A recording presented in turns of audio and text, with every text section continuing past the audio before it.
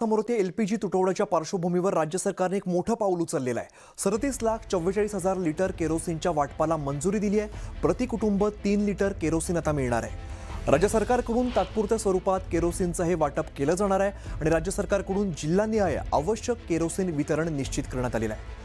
March April 2026 मध्ये kerosene वाटप राज्यात तीनही सरकारी तेल कंपन्यांकडून केलं जात आहे आणि एकूण वाटपाच्या 85% केरोसिन पहिल्या पंधरवड्यात देण्याचे राज्य सरकारने आदेश दिलेले आहेत। ज्या कुटुंबाकडे शिधापत्रिका नाही असं कुटुंब देखील केरोसिन उपलब्धतेनुसार केरोसिन वितरणास पात्र राहणार आहे। तुषार उपणवर आमचे प्रतिनिधी आपल्याला अधिकची माहिती देत आहेत। तुषार, अतिशय महत्त्वाची अपडेट म्हणावी लागेल कारण सरकारकडून आता तात्पुरत्या स्वरूपात केरोसिन वाटपाला मंजुरी दिली आहे। युद्धाच्या पार्श्वभूमीवरती हे राज्य सरकारचं महत्त्वपूर्ण पाऊल म्हणावं लागेल।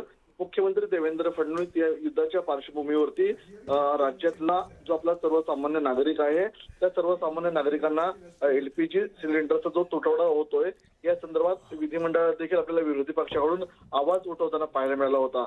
त्यामुळे आता केंद्र सरकारकडून जवळपास 37,44,000 लिटर केरोसिनच्या वाटपाला राज्य सरकारची आपल्याला मंजुरी मिळालेली आहे। सर्वात महत्त्वाची बाब म्हणजे प्रति कुटुंब आपल्याला शिधापत्रिकेवर असणाऱ्या लोकांना 3 लिटर आपल्याला केरोसिन मिळणार आहे आणि सर्वात महत्त्वाची बाब म्हणजे ज्यांच्याकडे आपल्याला प्रामुख्याने शिधापत्रिका नाहीये अशा व्यक्तींना देखील आपल्याला यामध्ये सामावून घेतलं जाणार आहे। त्या संदर्भात देखील आपल्याला जिल्हा स्तरावरती जे कलेक्टर आहेत त्यांच्या नेतृत्वाखाली आपल्याला हे वाटप होताना पाहायला मिळणार आहे। सर्वात महत्त्वाची बाब म्हणजे एकूण वाटपाच्या 85% केरोसिन पहिल्या पंधरवड्यामध्ये वाटपाचे आदेश राज्य सरकारने दिलेले आहेत, जेणेकरून प्रामुख्याने ग्रामीण जो भाग आहे महाराष्ट्रातला तो मोठ्या प्रमाणात आहे। ग्रामीण भागामध्ये या संदर्भामध्ये मोठा तुटवडा जाणवायला सुरुवात झालेली आहे आणि त्या ठिकाणी कोणतीही शेतकरी वर्ग असेल किंवा सर्वसामान्य ग्रामीण भागातला नागरिक असेल त्यांना अडचण निर्माण येऊ नये म्हणून 85% केरोसिन वाटपाला राज्य सरकारने तात्काळ मंजुरी दिलेली आहे।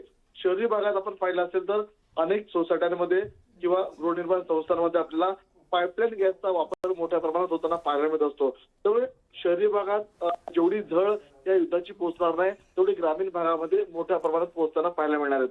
त्यामुळे ग्रामीण भागामध्ये तात्काळ या ठिकाणी ह्या वाटपाला परवानगी दिलेली आहे। स्वतः मुख्यमंत्री देवेंद्र फडणवीस आणि त्यांचं मंत्रिमंडळ या युद्धाचे परिणाम सर्वसामान्य नागरिकांना होऊ नये यासाठी आपल्याला सकारात्मक पाऊल उचलताना पाहायला मिळते। त्यापैकी सर्वात महत्त्वाचं पाऊल म्हणजे ज्यांच्याकडे शिधापत्रिका नाहीत अशा नागरिकांना देखील आपल्याला केरोसिनचा लाभ मिळताना पाहायला मिळणार आहे। बरोबर तुषार, त्यामुळे सर्वसामान्यांना याचा दिलासा मिळेल हे नक्की।